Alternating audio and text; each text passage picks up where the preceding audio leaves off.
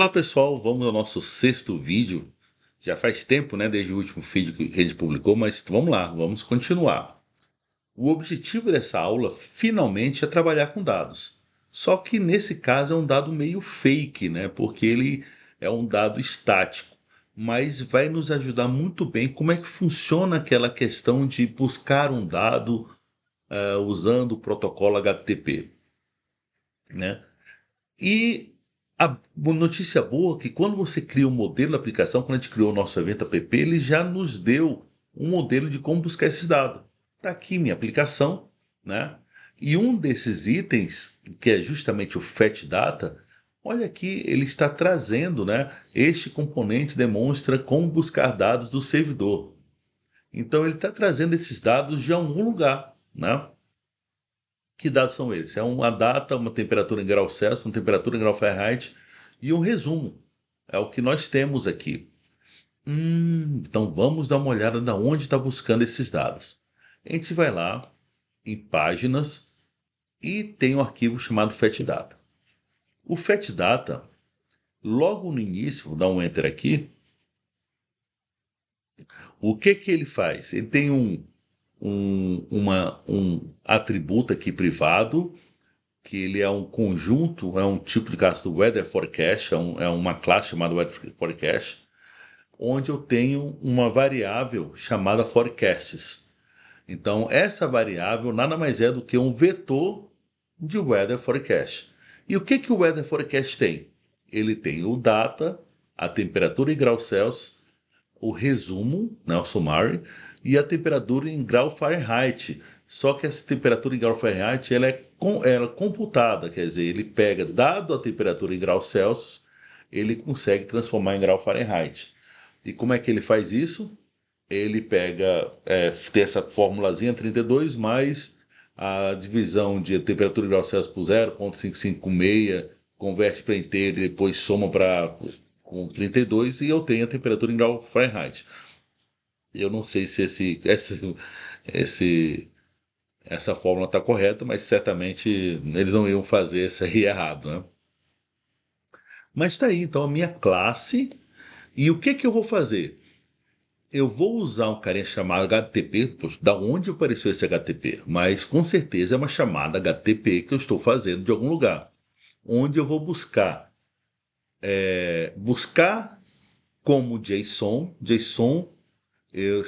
Quem não conhece, eu recomendo pesquisar na internet o que significa JSON, mas nada mais é do que a modelagem de dados de uma maneira bem leve. Você representa dados em arquivos JSON e você busca esses dados via HTTP desse endereço. Agora, de onde é que está vindo esse endereço? Que endereço é esse? Né? Sample data barra weather JSON. Da onde está vindo?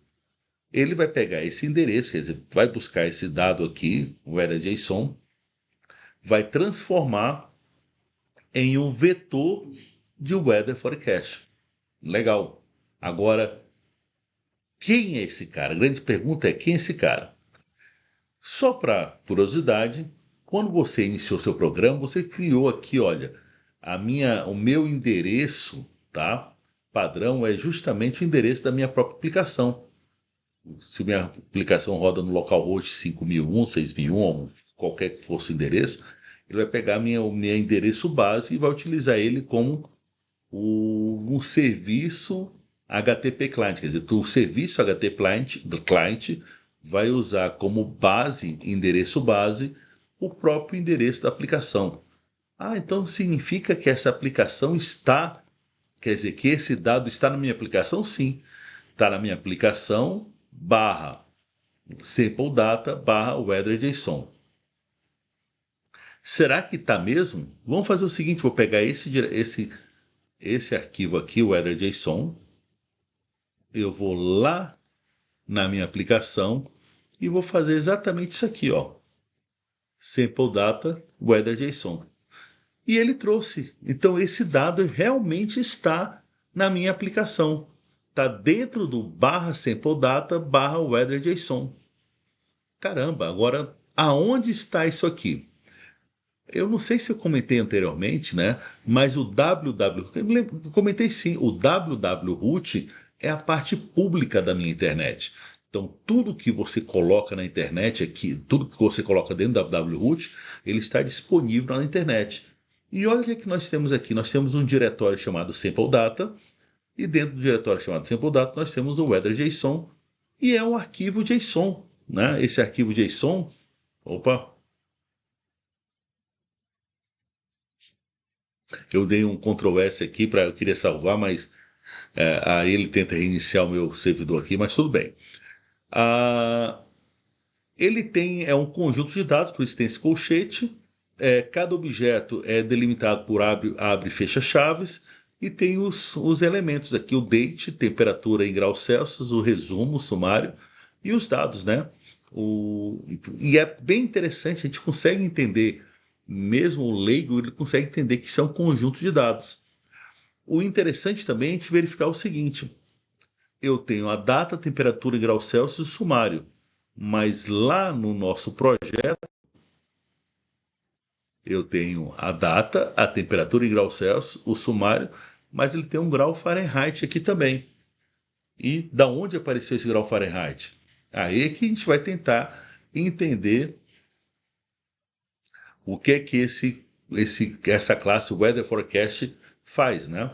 Essa classe ele tem o data, a temperatura em graus Celsius, o sumário e a temperatura em grau Fahrenheit, que é um campo calculado, quer dizer, ele é obtido através de um outro campo da própria classe. Bem interessante isso aqui, é um recurso do C Sharp, vocês podem utilizar. Então, o que, que ele vai fazer? Vamos entender aqui. Então, ele vai utilizar esse HTTP, que é um serviço que me permite fazer chamadas HTTP. Vou buscar um objeto no formato JSON. Aonde vou buscar? Vou buscar nesse endereço. Então, o endereço é localhost 2.5.1 barra sampledata barra weather.json. É um dado fixo. Vai pegar isso e vai converter para um vetor de weather forecast. Só para entender melhor também isso aqui, o que está acontecendo nesse momento do projeto, vamos explicar também o que é o HTTP. O HTTP, gente, no início desse meu projeto, dessa minha página, eu estou injetando uma dependência, quer dizer, eu estou injetando um serviço que já está disponível na minha aplicação, que é o HTTP Client. E eu estou renomeando ele para HTTP. Por isso que eu estou usando aqui usando o nome HTTP, porque eu acabei de injetar o HTTP Client dando um alias, né? um, um apelido de HTTP. E esse HTTP Client ele foi configurado ali no programa.cs para usar como endereço base o que? O endereço da minha própria aplicação. Então, por isso está funcionando, por isso está tudo ok. A única coisa que está faltando aqui é o seguinte: eu falei para vocês que a definição de dados não é interessante que fique aqui, porque eventualmente eu quero compartilhar essa definição de dados com minha API ou com outros sistemas, ou os dados que estão sendo manipulados pela minha aplicação não deveriam estar dentro dessa página, deveriam estar num lugar efetivamente específico para esses dados. E é o que nós vamos fazer. Nós vamos tirar esse carinha daqui, o Weather Forecast, e finalmente colocar aqui no nosso core. Finalmente a gente vai utilizar o nosso core. Então vou adicionar uma nova pasta chamada Models.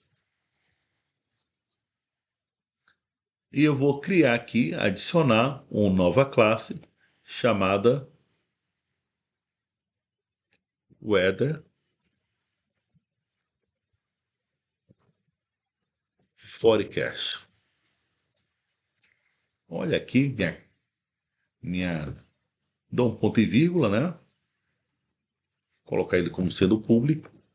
Na verdade, já vou copiar e colar, né? Weather Forecast. Então já tem aqui recriar e aplicar as. Vai dar erro, né? Porque eu tirei de lá, mas não coloquei aqui. Então, eu vou retirar esses using, né, que ele desnecessário, então remover esses using desnecessários. Então, o que que eu fiz, gente? Eu tirei essa definição de dados aqui do FET, né, e coloquei dentro do core. Esse class 1 não vou utilizar mais ele, eu vou deletar, é totalmente desnecessário. Agora sim só tenho só o Welfare Cache. Só que tem um problema. Ele agora, o meu Fat Data, ele não está conseguindo enxergar o Weather Forecast. Realmente, antes ele estava aqui, agora não está aqui mais. O pessoal tive que dar uma parada aqui que deu uma sequência de espirros. Mas vamos lá. Ele não está aqui agora. Agora eu preciso dizer aonde buscar. Eu já mostrei para vocês que, dentre as dependências, já estou usando o Event App Core. Quer dizer, eu já estou usando essa dependência. A única coisa que eu preciso é fazer ele ser enxergado aqui dentro. Tem duas maneiras. Eu posso usar o using. Aí, em vez de ser event app, agora eu vou botar core.models. E por estar usando o event app core.models, olha, agora ele está conseguindo entender quem é o Air Forecast, porque agora eu mostrei para ele aonde pesquisar. Só que eu vou fazer uma coisa diferente aqui. Eu não gosto de colocar aqui. Eu vou tirar daqui, né? E eu vou colocar aqui no imports. O import, gente, é um lugar onde, se você colocar aqui, todo mundo vai conseguir entender. Então, todas as páginas que você for criar a partir de agora, ele já vai entender quais são os modelos de objetos, modelos de dados que a sua aplicação vai poder trabalhar. Então, novamente, ele voltou a reconhecer, mesmo sem o using aqui da nossa página. Vamos ver agora, salvo tudo, né? E agora vamos executar nossa aplicação novamente.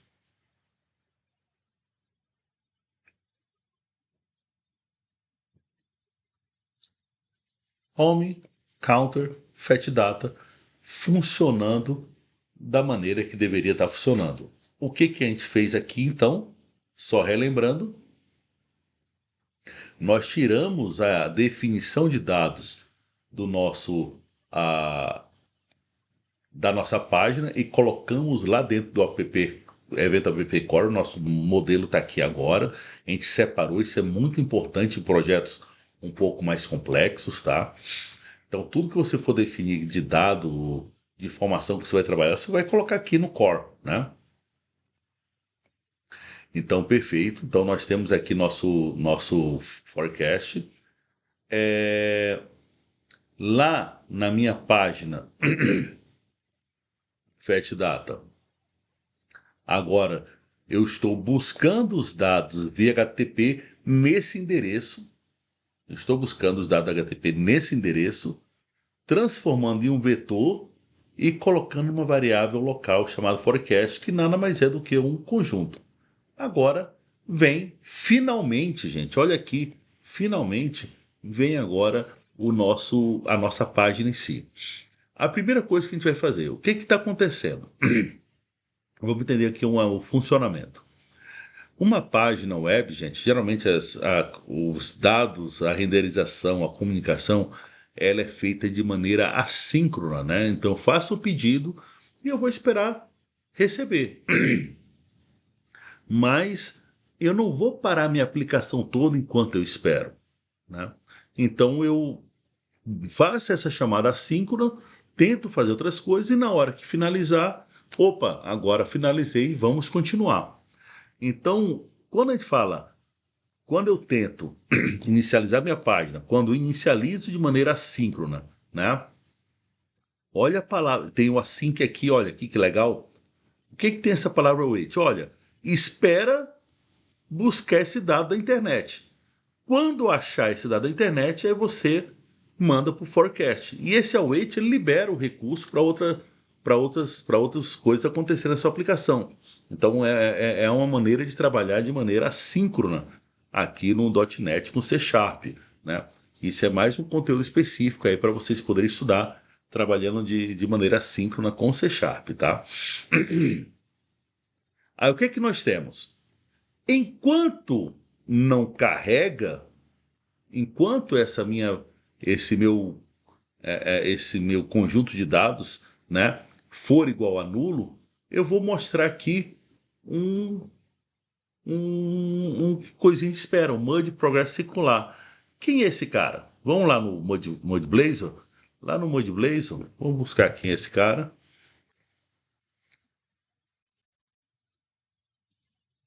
Vou aqui em Docs, aqui em Componentes, e chega até no Progress aqui, tá? E você tem aqui, ó, Mode Progress circular e o Mode Progress linear, são duas maneiras diferentes. O Mode Progress circular, você tem essa maneira, o Mode Progress circular, a cor que a gente quer utilizar. Aqui no nosso projeto a gente está utilizando a cor default, então vai ficar aparecendo esse aqui, pretinho aqui, sei lá, né, um cinza. Né? Você pode mudar a cor também, então enquanto ele estiver buscando os dados, vai ficar mostrando esse carinha. Olha que legal, né?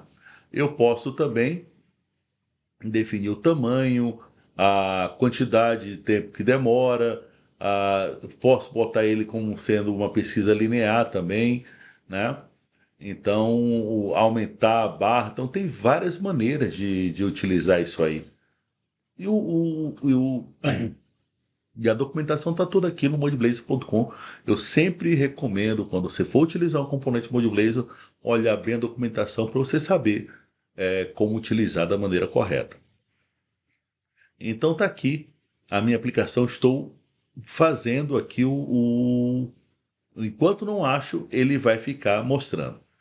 Como é muito rápido, é local, a gente quase não percebe. Mas eu vou fazer o seguinte, eu vou esperar. Eu vou dar uma esperada aqui até só para mostrar esse circular, esse programa circular funcionando. Então eu vou simular aqui uma parada de 3 segundinhos. Vou usar esse comando aqui, wait task.delay 3.000 milissegundos, que equivale a 3 segundos, tá? Então salvo. E agora, o que eu vou fazer? Voltar aqui para o home. Quando voltar para o Fetch Data, durante 3 segundos vai aparecer essa bolinha aqui. Agora sim apareceu. Isso aqui, lógico, que a gente vai tirar, né? A gente não quer ficar esperando 3 segundos, mas só para mostrar que, caso demore buscar esse HTTP, né? Vai ficar aparecendo aquele circularzinho ali até ele terminar até ele terminar de fazer essa operação. E quando ele terminar, o forecast vai deixar de ser nulo e ele vai finalmente. Então, enquanto ele for nulo, ele mostra o circular. Na hora que ele deixar de ser nulo, ele vai lá e mostra um outro componente chamado MudTable. Então, perfeito, vamos tirar ele agora. A gente não está utilizando mais ele. Agora vai ficar automático, né? Agora vamos ver o que é o MudTable. O MudTable, gente, ele facilita bastante. Vou tirar aqui o gerenciador de soluções. Ele facilita bastante a utilização de coleções, né? Então vamos aqui buscar na documentação, né? Table. Vamos utilizar aqui no componente table o MudTable. Então aqui está um exemplo de MudTable, né? Ah, basicamente aqui vai explicar para você como a gente pode utilizar ele, né? Vai utilizar com clique, sem clique ou não. Então a gente define, né, o que vai acontecer com cada um essas opções. Define se vai ter paginação ou não o nosso projeto, se vai poder filtrar ou não. A gente pode fazer um filtro também, colocar um filtro de maneira automática. A gente pode customizar a paginação, a gente pode ordenar. Então, todas as características que a gente pode fazer dentro do MudTable, aqui mostram, você pode selecionar todos ou não. Isso é bom para editar, né, para excluir, se você quiser excluir um ou mais elementos. Então, esse MudTable, gente, ele é bem legal, bem interessante, né? É lógico que uma das limitações é que você precisa carregar todos os objetos, mas aí se você pode fazer, se você tem uma lista muito grande, você pode fazer você mesmo sua paginação, mas aí fica a cargo de vocês, né? Mas está aqui a documentação do Modtable. E o que é que nós temos aqui? No Modtable nós temos os itens, que são justamente o que vai preencher a minha tabela, né? Então vai ser preenchido com os objetos chamados do forecast, esse conjunto de weather forecast. Ele vai permitir passar o mouse em cima, ah, o, o rótulo do sort vai ser sort by, elevation para aquele efeito 3D está em zero, vai ser um flat. Agora, o meu conteúdo, head content, né? O meu conteúdo não, o meu cabeçalho. O nosso cabeçalho aqui, para isso, ele criou como merge table sort, onde eu defino por onde vai fazer a, a ordenação.